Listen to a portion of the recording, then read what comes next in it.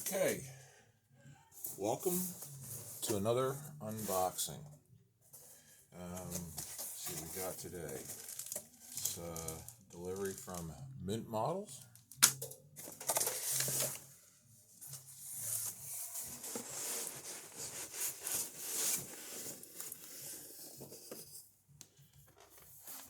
Auto Art.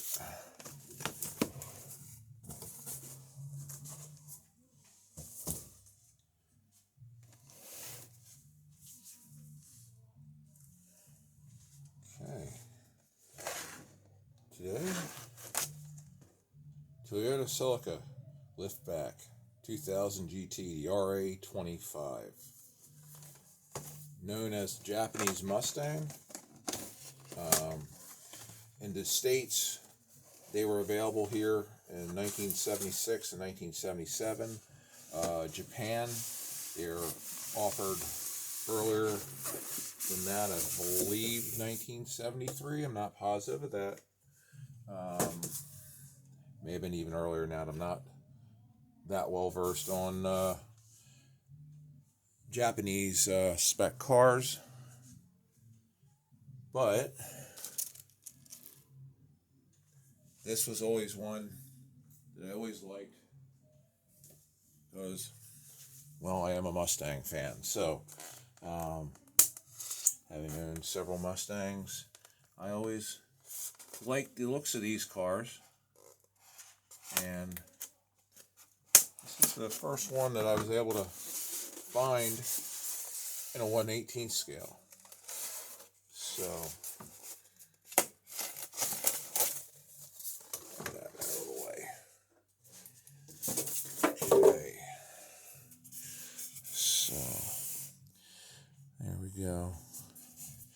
I'll take this off the styrofoam base, but I wanted to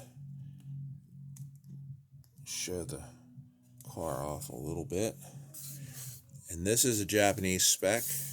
It is right-hand drive. So this was a Japan market car. As you can tell by the fender-mounted mirrors. We got them where they were mounted back on the door, sport mirrors, kind of like, you know, all American cars were at the time. Hood is supposed to open. So let's see how that. Oh, that's right. I'm sorry. That's what happens when you're not used to a car. This one should open back to front, a la the Corvette, American car that opened that way, back to front. We're used to most American cars opening from the front back towards the windshield, not from the windshield towards the front of the car. But you can see the detail. Get that in focus a little better. That's the 2000. And then the hatch also is supposed to open. Figure all this out. There we go. And it's even got its own struts. Hopefully they work better than the ones on my 89 GT did. I'm going to lower the camera a little bit, get this better. Hopefully that works better. This is for this. And the door is supposed to open as well. If I can pop this open without scratching it. There we go.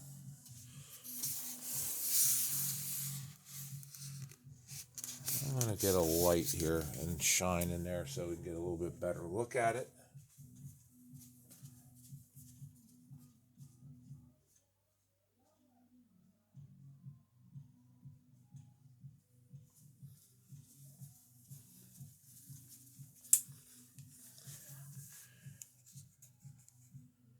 Alright, let's see if we can get this light in here.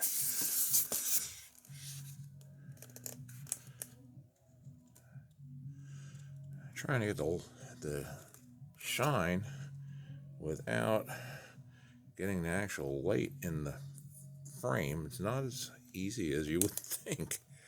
So, well, this isn't working out real well as far as trying to illuminate that interior. This is a black interior. The car is in dark purple metallic. Really, really nice color. It's hard to tell under this lighting, but it is a very nice color.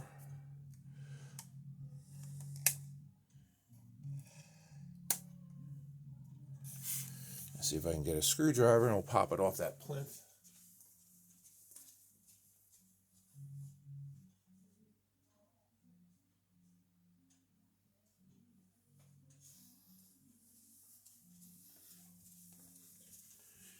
And then we can take a look at the undercarriage.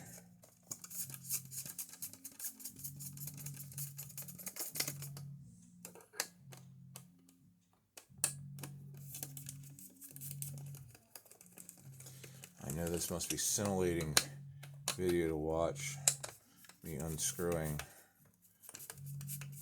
the foam clamshell bottom from the model, but they do secure these things pretty well. And you can see the other side of the car is pretty well detailed. I mean, this isn't as detailed as you would hope an auto art model to be on the underside, especially for the price point. This is a fairly expensive model. Also, I believe the lightness of this, I don't believe this is actually die cast. I believe this is a resin cast model, but in any case, it is a very, very nice model.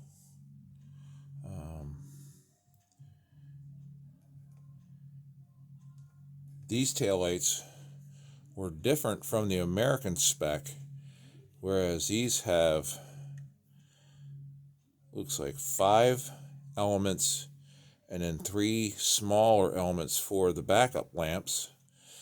The American versions had tri-bar taillights, very, very similar to the Mustang. So, hence, if you look at that side profile, it is very, very 6970 Mustang-like. I have a 6970 Mustang model here I can bring over and show the similarity.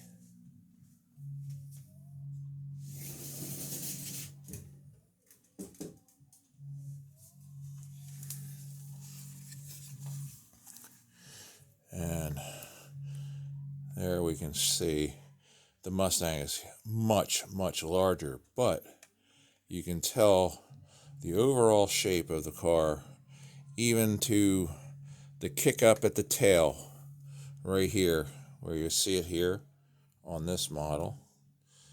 The Mustangs had a little built-in spoiler. They did the same thing with the Toyota. The quarter windows, of course, they're shaped a little bit different than the Mustang, and they added a little bit of trim work on there to kind of add to the look of the car. You know, the front end, of course, is a bit different. You know, it being a quad headlamp. Mustangs, at least sort of 70. This model was just 2 headlights. 69s had 4. So you could say it's close. These also have what they call the smiley bumpers on the JDM spec cars. They had the chrome bumpers, and if you look at that, it looks like a smile, so they called them smiley bumpers. Unfortunately, the US spec cars had to get them big, ugly rubber 5-mile-an-hour bumpers on them, so they didn't look as appealing. You were finding a lot of people in the States that are restoring these cars are getting the Japanese domestic market, JDM,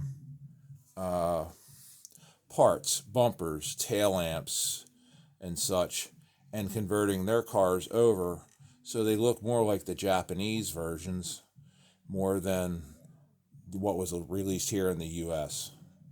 But I thought this is a pretty cool model. Like I said, I always liked these, and if I had an opportunity to buy the real thing, I would have, but I never found one that wasn't rotted out or way out of my price range. So it just never kind of worked out. But there's the colors. And these are nice, a little hatchback car. They would go like hell, and they were good on gas. So you got the best of both worlds. I mean, it was no muscle car, but it was a good performer. I mean, they were quick. They were light on their feet, nimble cars. You could toss them in a corner pretty well from what I was told. And they'd handle like they were on rails. Typical of the Japanese cars, sporty cars of that time, you know, with your Datsun, you know, 240, 260, 280Zs. You know, the Skylines, of course, you could only get in Japan. So we never were able to luck into those. But this was about as close to the Japanese GTs as we got in the States. So that's going to do it for this video, and I'll catch you with the next one.